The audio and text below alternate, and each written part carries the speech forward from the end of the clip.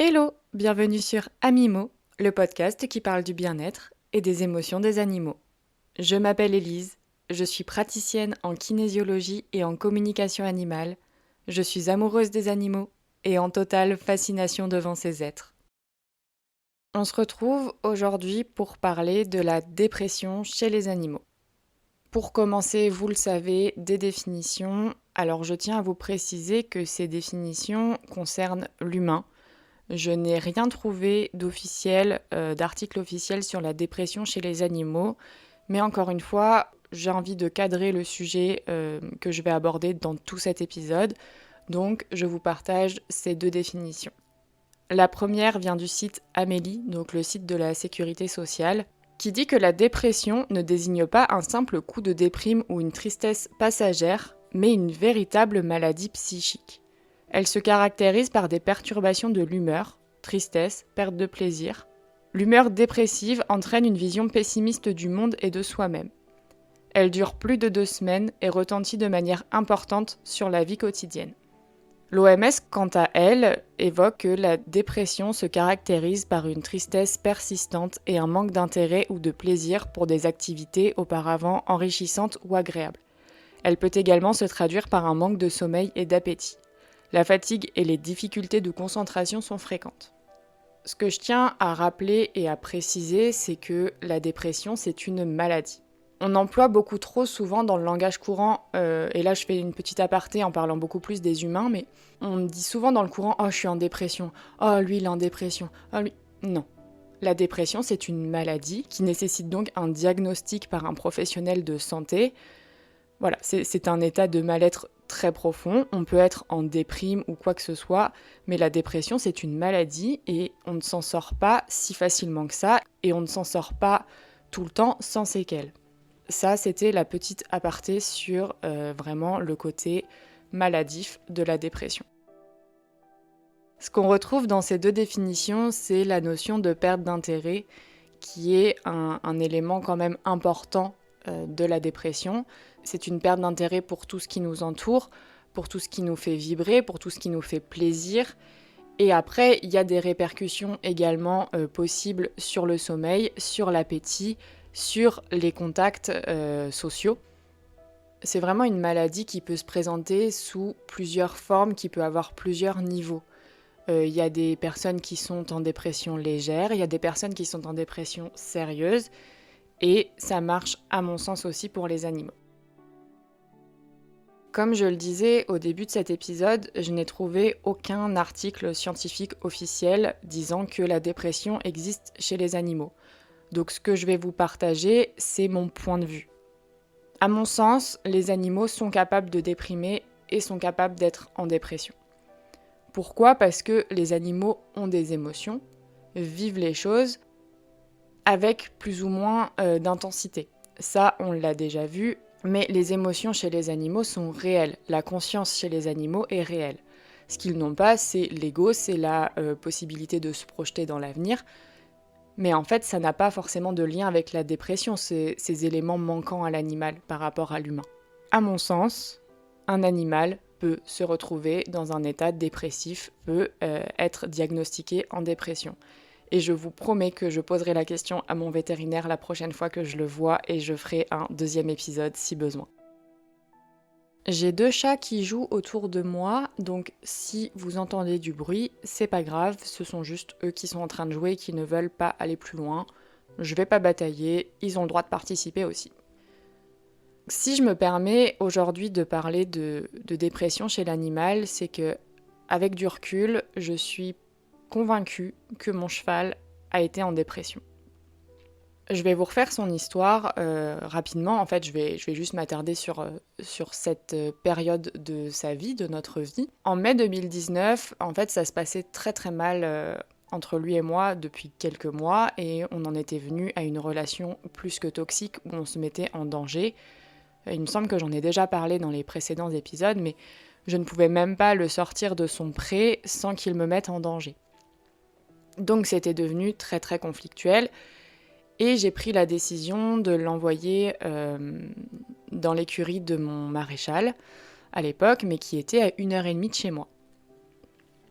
Donc je l'ai envoyé là-bas parce que l'écurie déjà cochait toutes les cases de la perfection sur papier vraiment, et ça allait permettre à mon cheval d'être travaillé par quelqu'un d'autre, mais quelqu'un qui partageait quand même ma vision du cheval et ma vision du travail du cheval.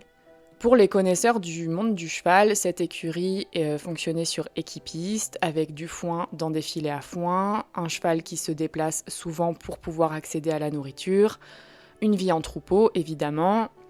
Et ça, en fait, c'est l'idéal pour un cheval, puisqu'un cheval doit pouvoir manger des fibres en continu et doit pouvoir marcher plusieurs kilomètres par jour, puisque ça fait partie de ses besoins physiologiques. Donc cette écurie, c'était vraiment la perfection. Et moi, je me suis dit, alors oui, c'est peut-être loin de chez moi, je vais voir mon cheval beaucoup moins, mais en même temps, à ce moment-là, c'est clairement ce dont j'avais besoin. J'étais incapable de le vendre, mais j'étais incapable non plus de continuer dans cette dangerosité qu'on vivait. Donc je me suis dit, c'est chouette pour lui en fait, il va vivre la vie parfaite d'un cheval. Et ça, je trouvais ça trop bien. Il était convenu que la gérante de l'écurie le travaille 2 fois par mois. Et moi, j'y allais 1 fois par semaine, m'occuper de lui, le voir, enfin, tout allait bien. 6 mois après son arrivée dans cette écurie, moi j'ai fait le choix de partir en Bretagne, à Lorient, et lui était donc sur Limoges. 500 km de séparation, je n'allais plus le voir 1 fois par semaine. Donc en fait, j'ai fait une croix sur le fait de voir mon cheval. Quand je suis partie à Lorient, je pensais que c'était provisoire la séparation. En fait, je prévoyais que 6 mois après moi, il allait arriver lui aussi, que j'allais lui trouver une écurie, qu'il allait arriver. Finalement, il y a eu le Covid, donc ça ne s'est pas fait.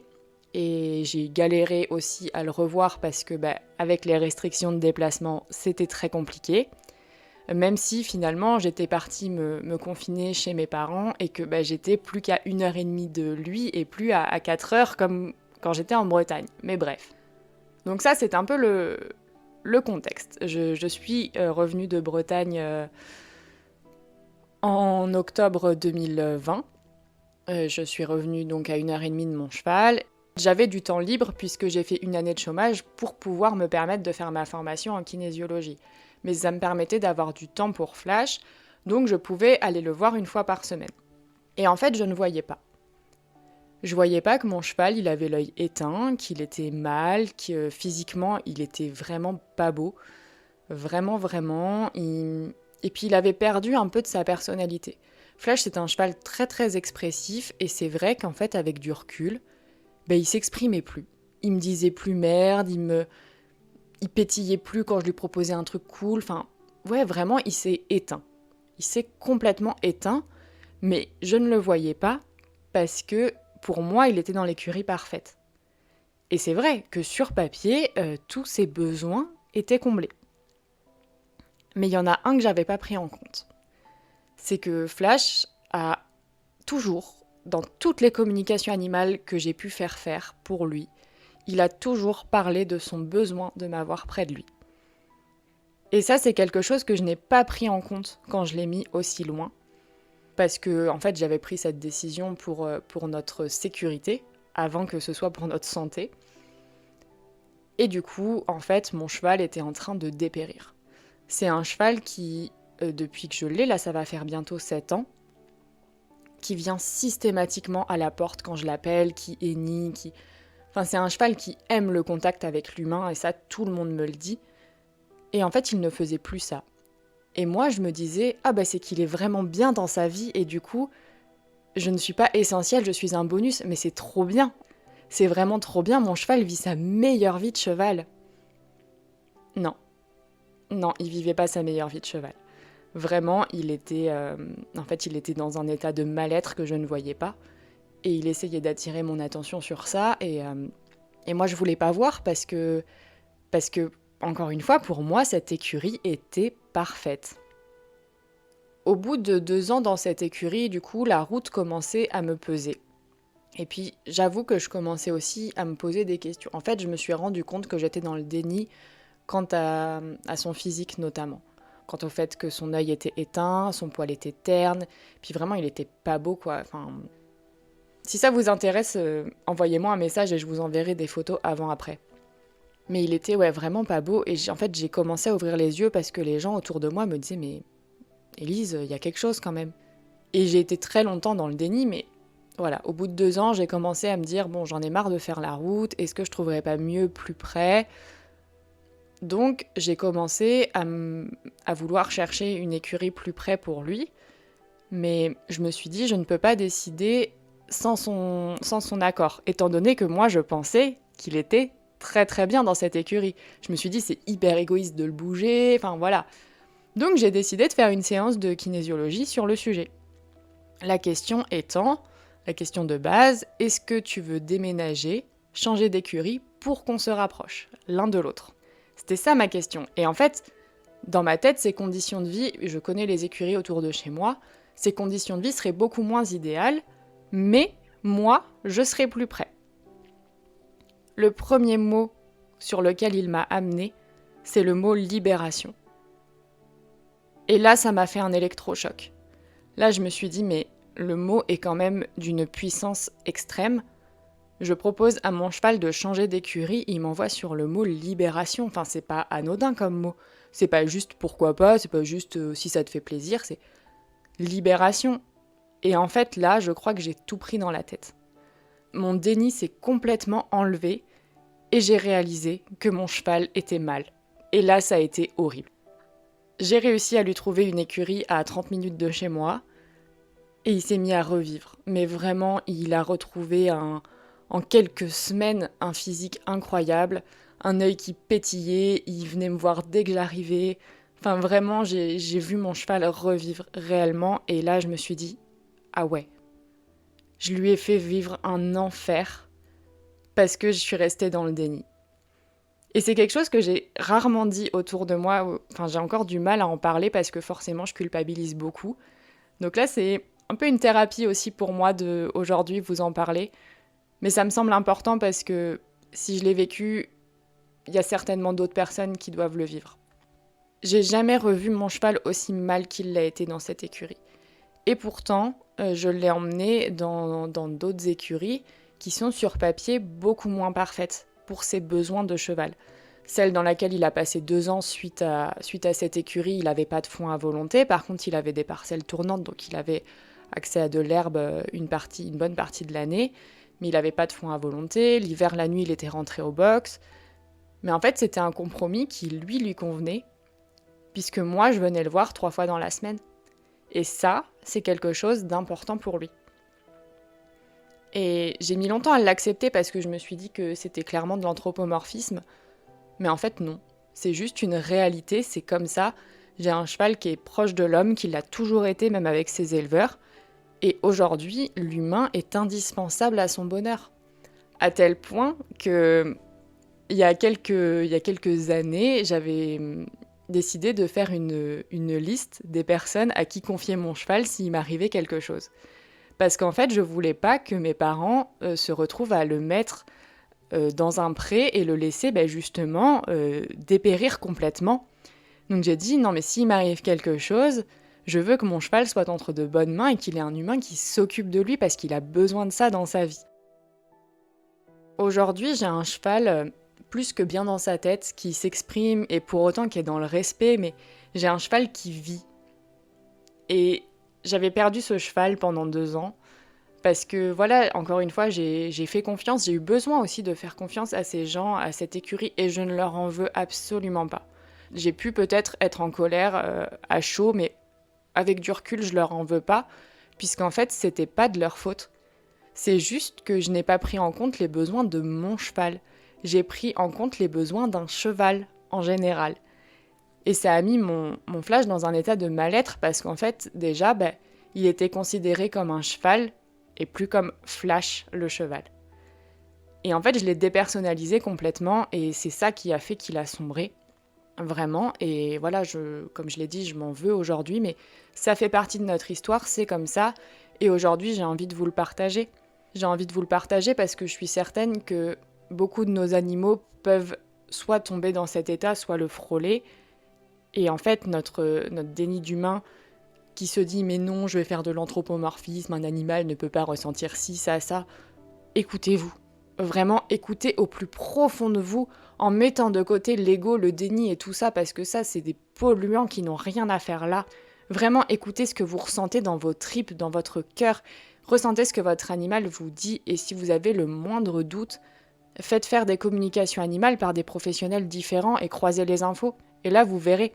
Je vous dis pas de suivre aveuglément ce que quelqu'un vous dira en communication animale parce que c'est la pire erreur à faire, vraiment, de suivre aveuglément. Mais voilà, n'hésitez pas à aller chercher plusieurs infos, à savoir ce que vous ressentez, à observer et surtout à vous adapter à votre propre animal. Et n'oubliez pas que les animaux ont des besoins physiques, physiologiques, c'est un fait, mais ils ont aussi des besoins émotionnels qui doivent être comblés. Ils n'ont pas tous les mêmes attentes émotionnelles. Il y a des animaux très indépendants. Pour rester sur les chevaux, il y a des chevaux. S'ils ne voient pas l'humain, ils s'en portent très très très bien. Mon cheval, ce n'est pas son cas. Et c'est comme ça. Aujourd'hui, je l'ai accepté. Je sais que si je passe plus d'une semaine sans venir le voir, il faut que je le prépare avant en communication animale. Sinon, pour lui, c'est très compliqué. Et pour autant, il vit dans un pré avec des copains, il a à manger. Mais moi, son humaine, je suis importante pour lui, autant que lui est important pour moi. Je vais clôturer cet épisode ici. J'espère que mon témoignage vous permettra de prendre en compte voilà, tout l'aspect émotionnel et toute l'individualité de votre animal. C'est quelque chose que j'avais oublié et aujourd'hui que j'essaye de vraiment garder en tête et mettre en avant, que chaque individu a des besoins qui lui sont propres. Malgré les besoins de son espèce qui sont globaux, il y a ensuite des besoins individuels qui sont à prendre en compte. Si cet épisode vous a plu, n'hésitez pas à le partager, à mettre un petit like, à commenter. Bref, encore une fois, sentez-vous libre. Et sur ce, je vous dis à bientôt dans un nouvel épisode. Je vous envoie plein d'amour. Élise.